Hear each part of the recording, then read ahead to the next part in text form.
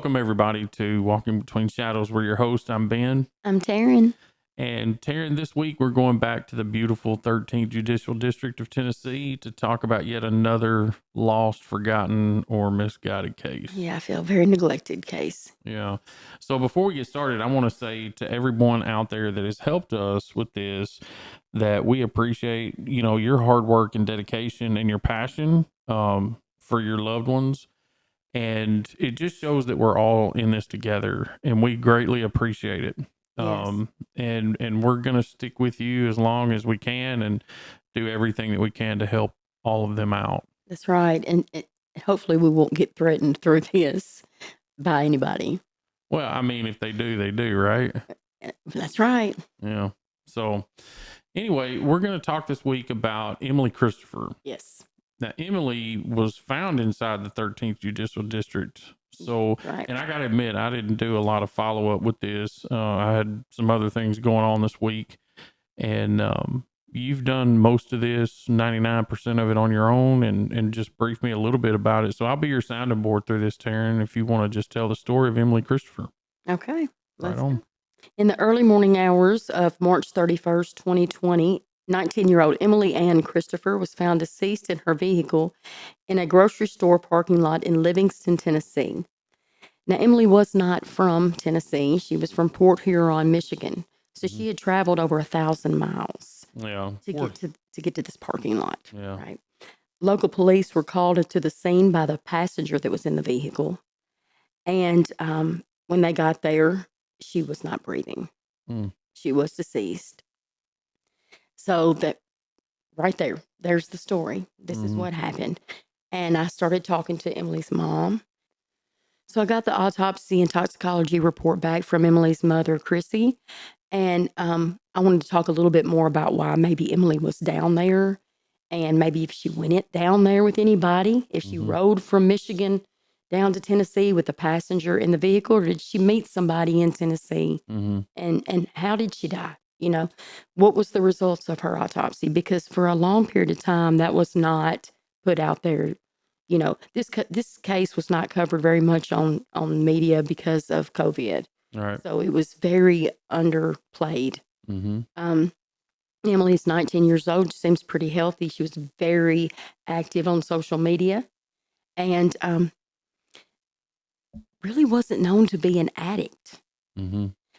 But she goes down to Tennessee with two passengers, a male and a female. And I don't want to say their names because I don't want them, to compromise the integrity of this case if it is being investigated at this time. And the phone call was made around like 7:30 in the morning. And I believe that Emilee had been gone for over 2 hours, possibly 4 hours before this passenger that's sitting in this vehicle with her calls. And, what's going on? So I asked Emilee's mother, a little bit more about that. And she explained to me that there's a little bit deeper hole that started up in Michigan with Emilee wasn't doing just too great. She had been running methamphetamine for some people, and one of the passengers that was with her was running heroin. And I don't know if there was some kind of connection in Tennessee, but she told her mother that she was going down to Tennessee to spend some time at a friend's mom's cabin down there. So she lied to her mother about that. That's not where she ended up. When first responders and police got there and started talking to the passenger in the vehicle, they ended up taking him in for questioning.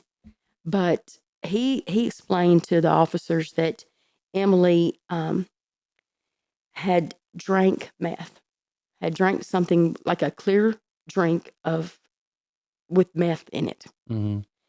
And so that was, that led me to the toxicology, and the autopsy. Yeah. And it looks like she looked very healthy. You and I both went over this autopsy report. And she looked very, very healthy. I mean, as far as her weight and what was said about her she looked well nourished. Her organs looked well. Yeah, everything about her seemed normal according to the autopsy. Right. But we got to the toxicology Mhm. and we started reading the toxicology, and it reminded me, when we covered Courtney Cash's case Mhm. and we compared these toxicology reports. And let's talk about what you told me. Yeah, so back when we talked about Courtney Cash, my experience is as a chemist, just looking at the quantities that the toxicology report was reporting back in methamphetamines and amphetamines and deducing from that how much volume was there, it didn't make a lot of sense. It just seemed like that dosage was awfully low. Right. Like you might not even feel much from it. But in fact, studying about it and looking deeper into it's the solution of the result Hmm. that's in the bloodstream, which is extremely elevated according to the results. And back at Courtney's case, we determined that since saying what we said, we are now correcting that to say that she was 14 times the lethal dose of methamphetamine in her system. Which would have equaled to her getting over an 8 ball. Let's just use it in layman's terms or street terms. That would have Well, been for Courtney over an 8 ball. right, by the volume, she would have had to ingest 4 grams at once, immediately. Because hers equaled 7,600 nanograms per ml, right? That's right. That's right. And And 2,400 nanograms of amphetamine. and so Emilee, Mm-hmm. in her autopsy and toxicology report, her autopsy determined that she died from methamphetamine toxicity. Yep. So her nanograms on her toxicology report of methamphetamine and amphetamine were what? 6,100 nanograms per milliliter of methamphetamines and 260 of amphetamines. So she was roughly 10 times the lethal dose for her body makeup, right? Right. So again, this is another case where she had to ingest a large amount of methamphetamines very quickly. And by you saying that she drank something, it almost feels like, because by volume it came back that she would have had uh, roughly 3.5 grams, which is an 8 ball, Right. that she would have had to ingest immediately all at once. And with that in mind, so she was 6,100 on methamphetamines. If she was just the normal user of methamphetamines, she would have been somewhere in the 20 to 80 range. Nanograms? Uh-huh. Not 20 to 80, not 6,100. not 6,100. So here's my thing. If she was running methamphetamine, if she was doing methamphetamine, which a TBI agent did tell Chrissy, Emilee's mom, that she was not a drug addict. Looking at her autopsy report, she was not a drug addict. No, she didn't have any signs physiologically of the damage that occurs to organs and tissues over a long time of use. And you were explaining to me something about the amphetamine levels Mm-hmm. to the methamphetamine levels because it goes hand in hand, right? Well, somewhat. I mean, so amphetamines are usually a result of metabolizing methamphetamines, and there's two different types of amphetamines that are reported on this toxicology report.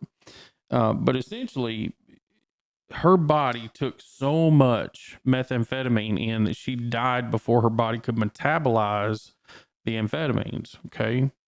Now, this is a stark difference between her and Courtney Cash, the same. So, Courtney ingests a huge amount, Mm-hmm. but she was showing signs of having metabolized amphetamines for a longer period of time. Therefore, that number was elevated, Right. right? So, we're talking about a matter of hours to a day or something like that of Right. how much was ingested over a period of time. And, you know, like Courtney's number was 2,400 on the amphetamines Right. and Emilee's was 260. Okay. Okay. Wow. Still a lethal dose, but her body had not Been been able subjected. to, yeah, it's almost like slowly trickling in and then hitting it all at once. That's Courtney. Right. And someone who either is not a user or is just a once in a while recreational user and then getting hit all at once, Mm-hmm. that's Emilee. Right. Okay. And so the toxicology explains perfectly well, not only how they passed away, and in this case, how Emilee was subjected to a very high dose very quickly. So it's like, now, since then, since this has happened, this has been 4 years, okay? Since this has happened, the rumors have gone crazy up in Michigan where Emilee's friends came from, At Port Huron. Port Huron. Okay, And so to put that in context, Port Huron is a border city with Canada. okay, Okay, so it's in the thumb of Michigan, just north of Detroit, and the border of the United States and Canada actually split Port Huron in two. okay, okay. So I would be willing, again, conspiracy theorists unite. I would be willing to bet that if materials were getting moved up there where she was from, Mm-hmm. that they may even have trickled into Canada Right. because this is a border town. I don't mean they're just a few miles from the border. I mean the border splits Port Huron in two. Okay. Well, according to TBI, Emilee was trying to get away from these people. She had been around these people that were with her in the car Mm-hmm. for about 9 weeks. And I don't know if she was running, you know. Wait a minute. Were these people from Canada with her? Or I'm not Canada, but Port Huron, Michigan? Yes. So, 2 for sure, a female and a male. okay. Yes, 2 for sure. They did ride with her from Port Huron. to Tennessee. Okay. But according to TBI, you know, Emilee had been trying to get away from these people Mm-hmm. for the last 5 weeks. Mm-hmm. And according to Emilee's mother, these people were trying to get rid of her. And I don't know why, Mm-hmm. but according to Chrissy, there was something sinister going on, planned before they ever even left to go to Tennessee. No. Okay. But it just so happened that this was in the 13th Judicial District, which, Yeah. Damn. Yeah. But it goes back, we're looking at these autopsy and toxicology reports, and it's like, bam, bam, it hit me with Courtney. Like, we got that wrong because we said that with Courtney, he probably just hit her with a dirty needle. I mean, Right. there's no way that she had anything in her system, but she did. Yeah. I mean, a lethal, way lethal dose. I mean, Yeah, 4 grams It calculated to 14, just over 14 times the lethal dose for her body type. for Courtney Cash. Uh-huh. Yeah. And for Emilee, it was what, 3 times or 10 times? 10 times. 10 times. Mm-hmm. And Emilee was about 120 pounds. She wasn't a big girl. Mm-hmm. She was little, but Courtney wasn't big No, either. neither one of them were big, but yeah. Again, going through, Emilee's report, there was not tissue damage and stuff to outlying organ systems or any part of her body that would have shown that she was a long-term user. Right. There was THC in her system, but not much. Man, she just smoked a little bud. That's all right. Yeah. And there was gabapentin in her system. Mm-hmm. And I don't think it was a lethal dose either. No. Of the gabapentin. I think that was, what was recommended for a dose. Yeah, everything was within limits except for amphetamines and methamphetamines. Right. And those, it's still, yeah.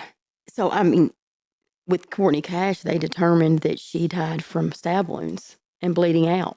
Mm-hmm. If she would have gotten hit with a lethal dose of methamphetamine, it would have pushed that out. I mean, any of those wounds that were open, what would happen? Yeah, she would have bled out faster. Her heart would have been just pumping fast. Mm-hmm. Mm-hmm. Right. So Dunaway in this, what has he done?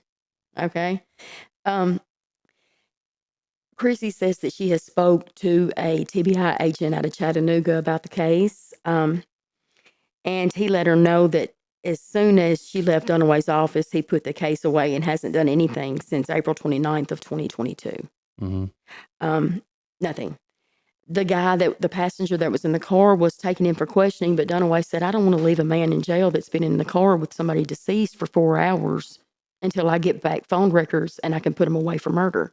But nothing else has been done. Mm-hmm.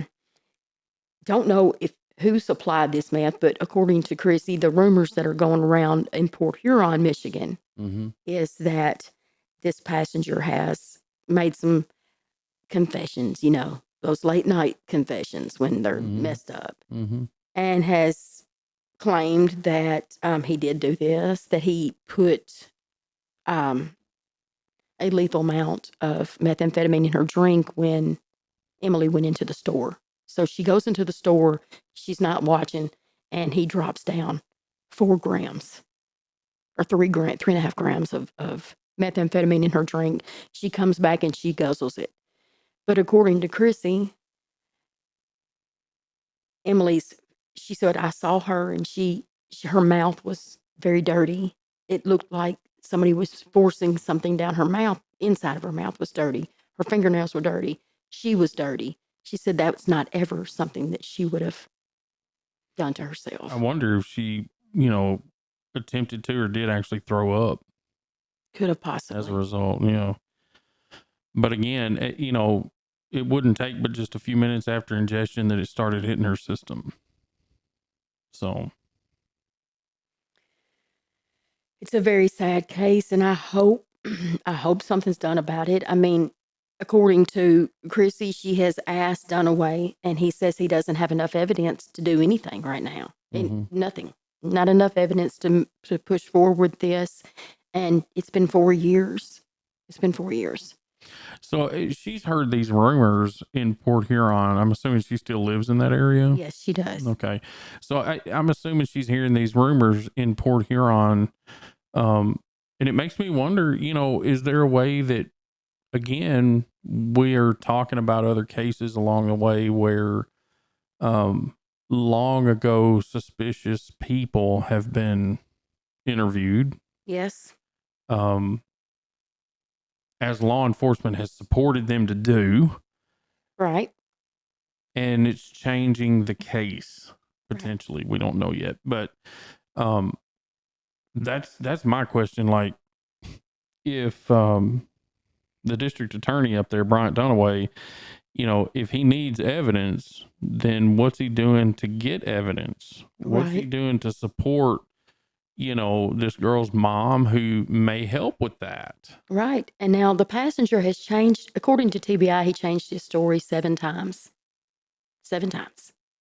And that now he's in jail, or until like 2027. He's gone for a minute for other drug charges. So he's up there, doing his time for other charges. Drug related like charges. A good time you'd be in there interviewing him or talking to him or whatever, Yeah. Right now, this kind of looks like low hanging fruit for the prosecutor to be able to figure out something here. If they were moving dope back and forth, I mean, they're in the active felony at that time. Yep. When she did pass away. Yep. And if they had it delivered, wouldn't you be able to tell from phone records that who brought that, Yeah. And again, that's why I called the question, like, was any of that done?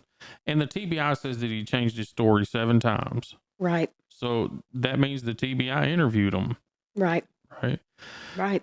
So how many cases, not just from the 13th District, but how many cases that we have looked at over the years of these people that are interviewed by investigative bodies that, you can't trust because they keep changing their story. And then, you wait a few years to a couple of decades and all of a sudden the truth comes out. Oh, yeah. I can name them. Somebody along the way stays after it. That's right. We got a case right now we're watching that's 20 years old plus. Yeah.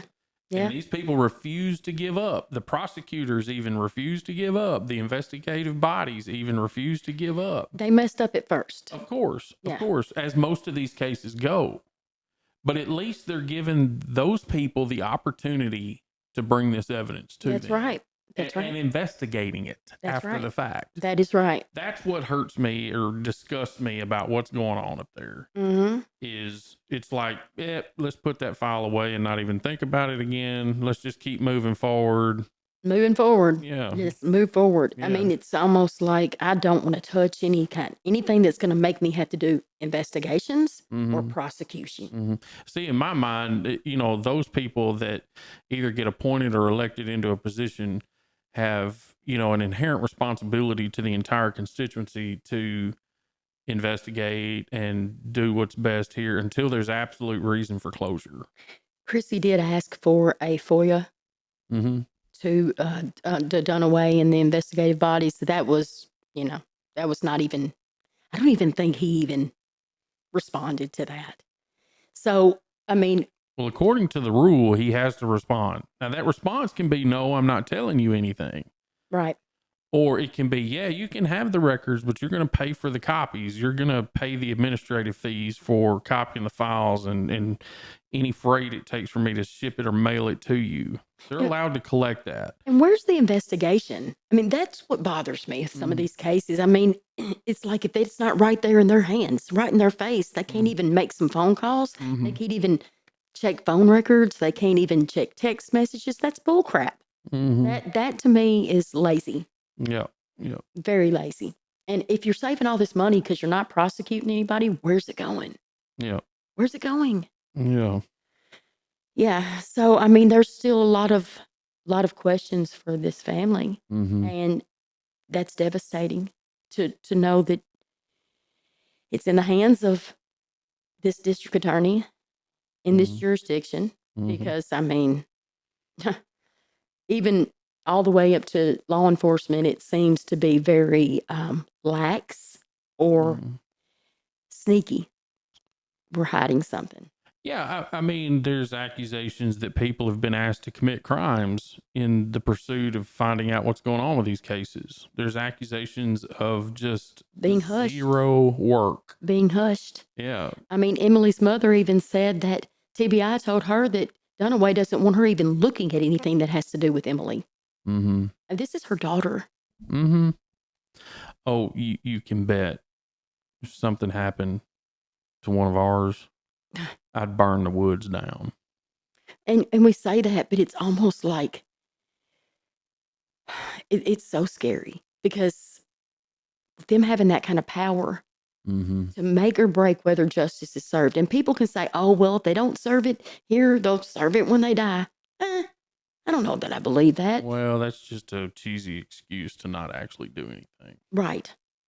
It just doesn't, no, I think here.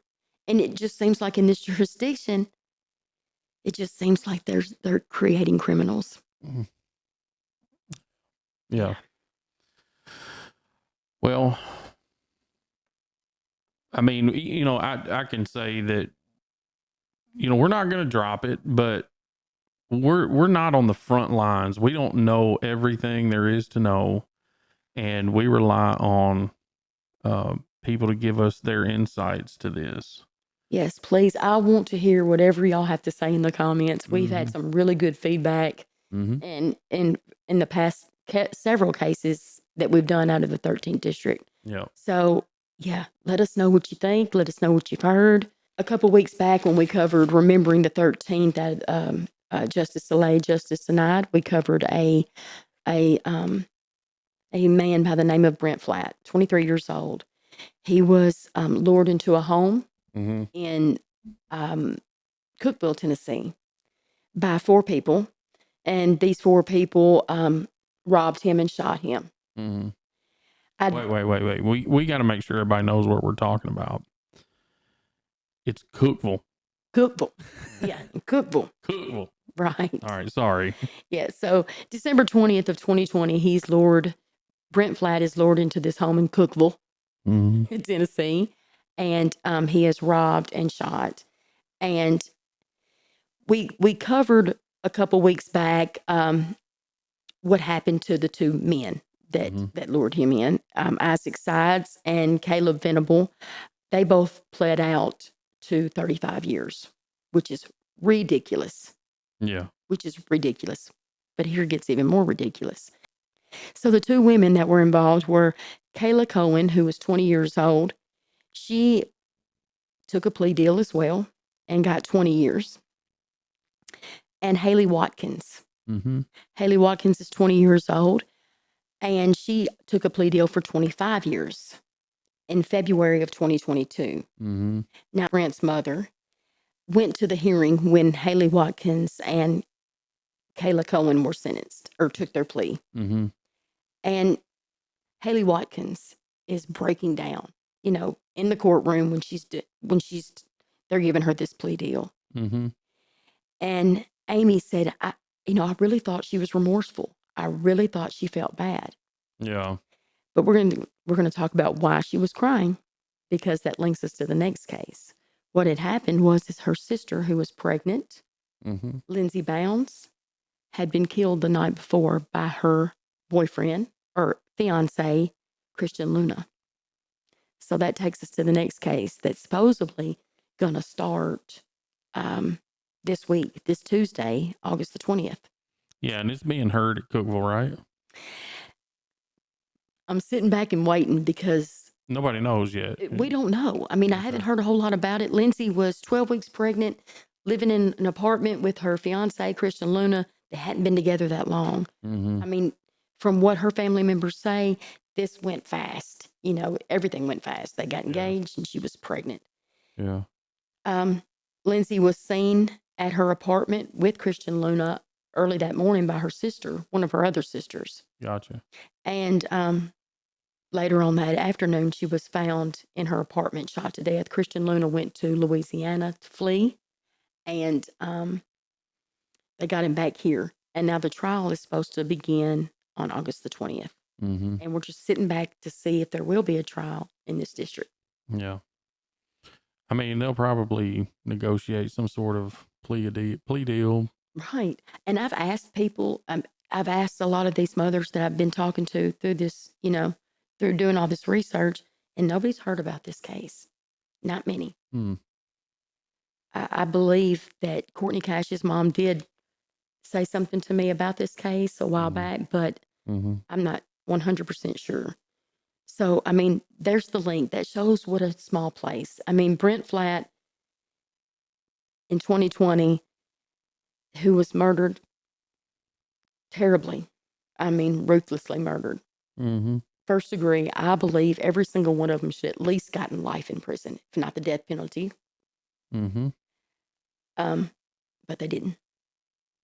And I just wanted to say about his mother, she is such a sweetheart. And I've been talking to her, and she let me know that she can see Brent's headstone. It is the tallest headstone in the cemetery from her house. She wanted to make sure she could see her son Mm-hmm. from her home. Mm-hmm. Yeah, it's a beautiful memorial to him. It is. It is.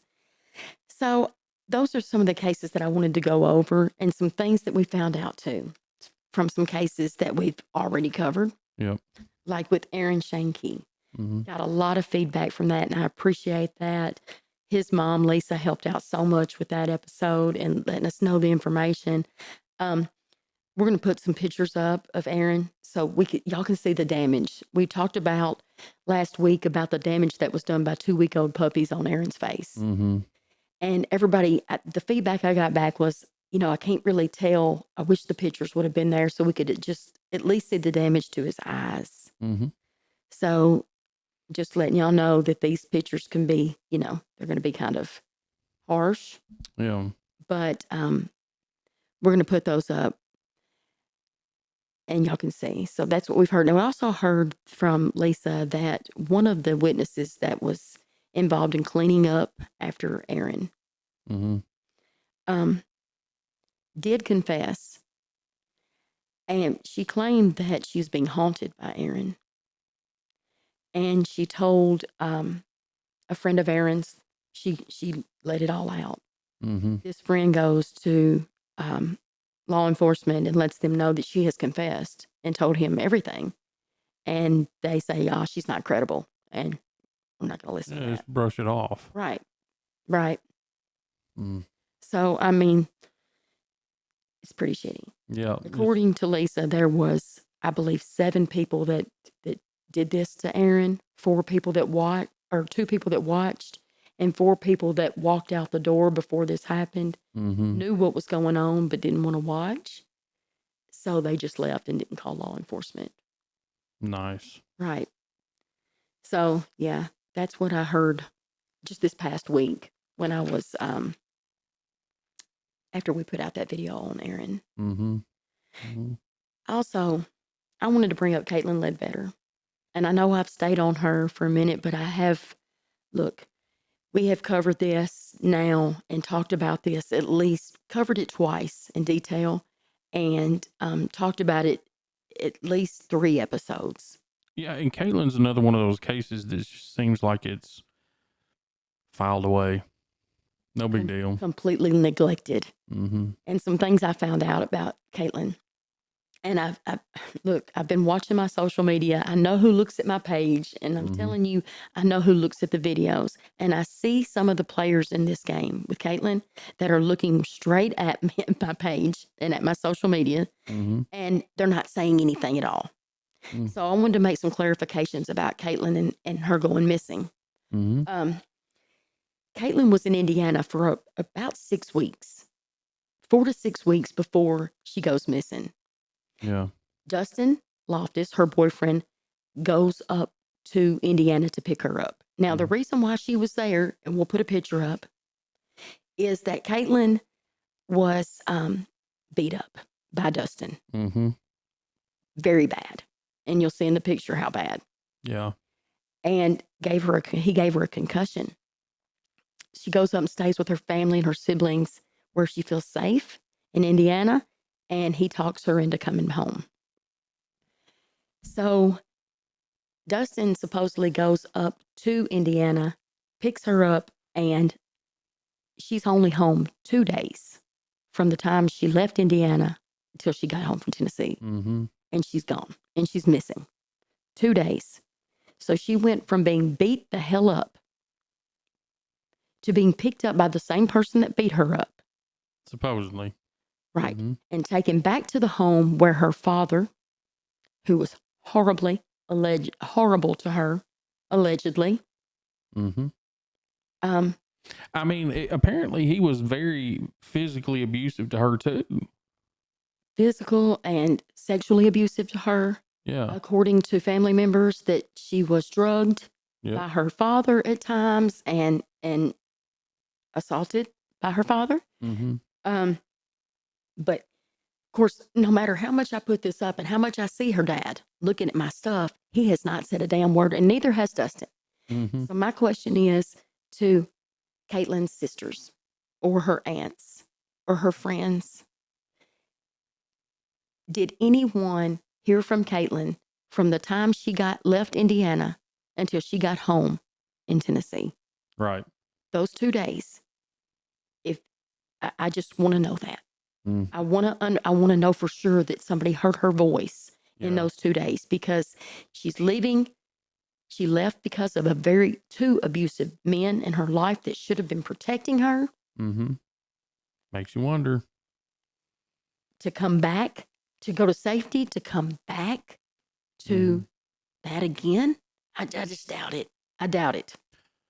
Well, in the extended story about Caitlin Ledbetter's father's girlfriend at the time dying in a fire, there's been people that said she was chained in the basement. Yeah. I heard this